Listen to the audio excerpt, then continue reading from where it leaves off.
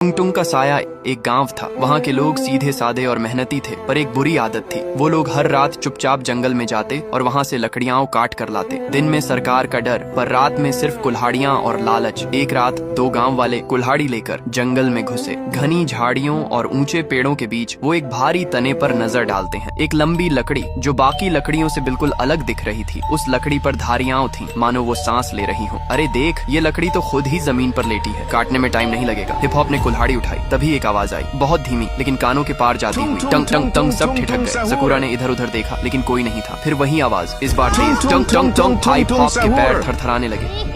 भूत है क्या? ये सकूरा फिर भी आगे बढ़ा और कुल्हाड़ी से उस पर वार किया। ची छा एंग, सकूरा के कुछ चीज अगर लगी और वो गिर गया। हिप हॉप भगा, झाड़ियों में ढंसते चले गए, लेकिन हिप हॉप भी उस रात वापस नहीं आया। अगली सुबह गांव की चौकीदार, जो हमेशा साहसी माना जाता था, उसको खबर मिलती है दो लोग जंगल में गए थे, लकड़ी काटने लौटे नहीं। चौकीदार के चेहरे पर चिंता थी, कहीं जानवर तो नहीं। उसने सोचा वो जंगल के पास तक जाता है, लेकिन वहाँ जैसे ही कदम रखती है कुछ सुनाई देता है। टंग टंग सुनते ही उसके पैर कांपने लगे। वो पीछे हट जाता है। पूरे गाँव में चर्चा थी, लकड़ी खुद चलने लगी है, जिसने भी उसे काटा वो गायब हो गया। और अब लोग उस आवाज को टंग टंग कहने लगे थे, क्योंकि वो आवाज रात के अंधेरे में चारों ओर गूंजती थी। टंग टंग टंग। बूढ़े लोग बोले, ये लकड़ी नहीं, कोई रक्षक है जंगल का। अब कोई भी जंगल नहीं जाएगा। अब गांव के लोग रात होते ही अपने दरवाजे बंद कर लेते। बच्चों को बाहर खेलने से रोक दिया गया और टंग टंग की आवाज हर रात गूंजती रहती, धीरे, फिर तेज और फिर बिल्कुल करीब। एक लकड़हारा जो इन अफवाहों पर विश्वास नहीं करता था, पुष्पा, वो बोला, मैंने तो अपनी जिंदगी जंगल में ही काटी है। आज भी जाऊंगा, लकड़ी लाऊंगा, देखता हूँ कौन रोकता है। रात को वो अकेला जंगल में गया